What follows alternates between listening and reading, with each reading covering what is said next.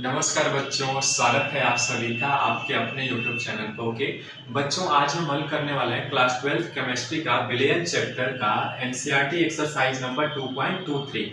और यकीन मानिए जो 2024 में यूपी बोर्ड एग्जाम देने जाने वाले हैं उस बच्चे इस प्रश्न को गांठ बांध लीजिए, ठीक है। बहुत इंपॉर्टेंट है, परीक्षा की दृष्टि से पूछता है आपको, ठीक है। 1 नंबर जरूर मिलेगा इस पे, ठीक है। आइए समझते हैं। देखिए प्रश्न क्या कह रहा है आपका, विलेय विलायक है ना। देखिए विलेयन कब बनता है, विलेयन दो चीजों से मिल करके बनता है। विलेय सॉल्यूट और सॉल्वेंट से सॉल्यूशन तैयार होता है। तो ये कह रहे हैं कि जब किसी विलायक में विलेय को मिलाते हैं तो उनके विलेय विलायक आकर्षण के बेस पर आधार पर निम्नलिखित को एन ऑक्टेन नॉर्मल ऑक्टेन की विलेयता के बढ़ते क्रम में व्यवस्थित कीजिए, ठीक है। प्रश्न क्या कह रहा है, विलेय विलायक आकर्षण के आधार पर निम्नलिखित को नॉर्मल ऑक्टेन एन ऑक्टेन की विलेयता के बढ़ते क्रम में व्यवस्थित कीजिए। ये दिया हुआ है KCl CH3OH CH3Cn cyclohexane C6H12, ठीक है। क्या करना है कि विलेय विलायक के बीच जो आकर्षण बल होते हैं ना, उनके आधार पर यहाँ पे इनकी व्याख्या कीजिए, ठीक है। यानी यहाँ पे क्या है, सॉल्वेंट क्या है बच्चों, विलायक। सॉल्वेंट जो है, विलायक क्या है आपका, विलायक जो है आपका नॉर्मल ऑक्टेन है ना। ये विलायक का काम क्या कर रहा है, नॉर्मल ऑक्टेन। नॉर्मल ऑक्टेन का बॉन्ड लाइन स्ट्रक्चर क्या होता है,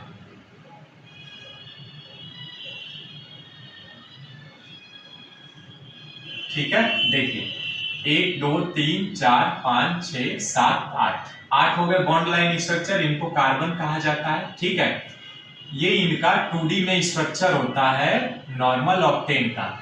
अब चूंकि नॉर्मल ऑक्टेन क्या है आपका, सॉल्वेंट है, और सॉल्वेंट है तो ये हाइड्रोकार्बन भी है ना। आप देखते हैं कि क्या है, ये हाइड्रोकार्बन है, और हाइड्रोकार्बन के साथ साथ ये नॉन पोलर भी है, मतलब अध्रुवीय है बच्चों, ठीक है। अब देखिए एक सिंपल सा है कहानी कि मान लीजिए छोटे बच्चे जो होंगे वो छोटे बच्चे के साथ ही जाएगा, घुल मिल जाएगा, और छोटा बच्चा बड़े बच्चे के साथ ज्यादा घुल मिलेगा नहीं, मिलेगा परंतु उतना नहीं मिलेगा, ठीक है। वही चीज यहां पर देखना है हमें। ये नॉन पोलर सॉल्वेंट है तो नॉन पोलर सॉल्यूट को अच्छे से डिजोल्व करेगा, यानी अपने तरफ घोल लेगा। क्लियर है यहां तक ना। वही चीज फंडा यहाँ पे आपको करना है। अब चूंकि जानते हैं विलेय विलायक में दो बॉन्ड तरह के बॉन्ड बनते हैं, एक तो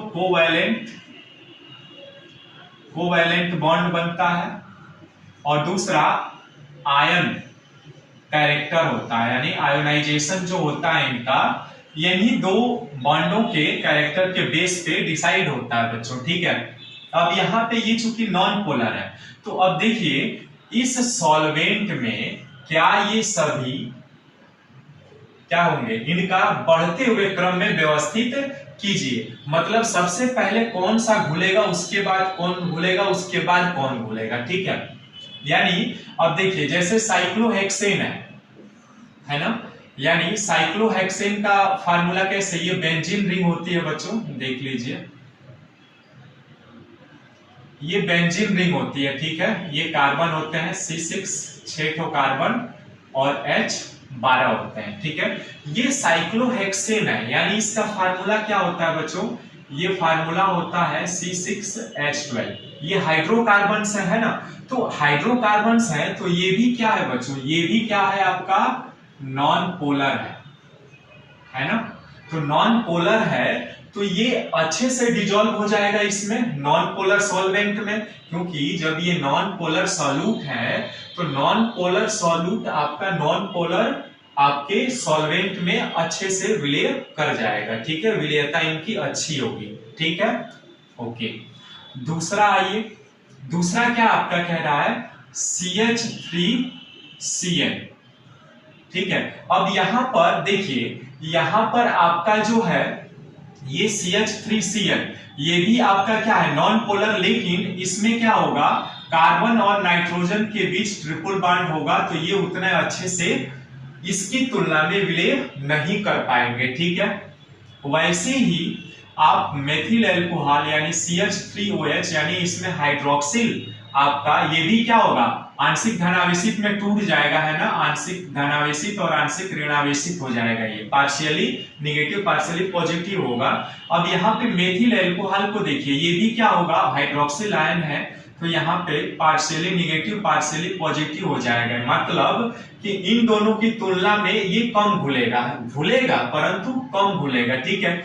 चौथा देखिए आपका KCl क्या है बच्चों, पोटेशियम क्लोराइड, ये पूर्ण रूप से क्या होगा, ये बंट जाएगा, आयोनाइजेशन हो जाएगा K+Cl माइनस में, यानी ये चूंकि पोलर है ना, तो ये उतने अच्छे से नहीं घुलेगा इस नॉन पोलर सॉल्वेंट में, ठीक है। ये किसमें अच्छे से घुलेगा, पानी में, जो कि पोलर सॉल्वेंट होता है बच्चों, ठीक है।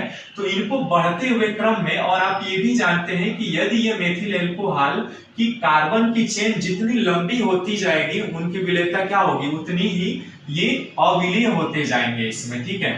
तो इनका जो बढ़ता हुआ क्रम होगा, सबसे पहले क्या घुलेगा, ये घुलेगा आपका यानी साइक्लोहेक्सेन, ठीक है, साइक्लोहेक्सेन सबसे ज्यादा घुलेगा। उसके बाद क्या घुलेगा आपका, ये CH3Cl, क्योंकि क्या है, इसमें भी हाइड्रोकार्बन्स लगे हुए हैं, परंतु ये इनकी तुलना में कम घुलेगा क्योंकि कार्बन और नाइट्रोजन के बीच ट्रिपल बॉन्ड होता है। इसके बाद क्या घुलेगा आपका CH3OH, क्योंकि ये भी हाइड्रोकार्बन्स है बच्चों, ठीक है, तो ये कम घुलेगा। और सबसे लास्ट में सबसे कम घुलेगा कौन सा विलेयता, इनकी कम होगी, KCl की, ठीक है। तो ये इनका ऑर्डर होगा कि आपने जो ऑर्डर बनाया, यानी इस normal octane non polar solvent में साइक्लोहेक्सेन की विलेयता सबसे अधिक होगी, उसके बाद CH3Cl की विलेयता होगी, उसके बाद CH3OH की विलेयता होगी, और सबसे कम विलेयता किसमें होगी, KCl में होगी, क्योंकि ये पोलर सॉल्यूट है ना।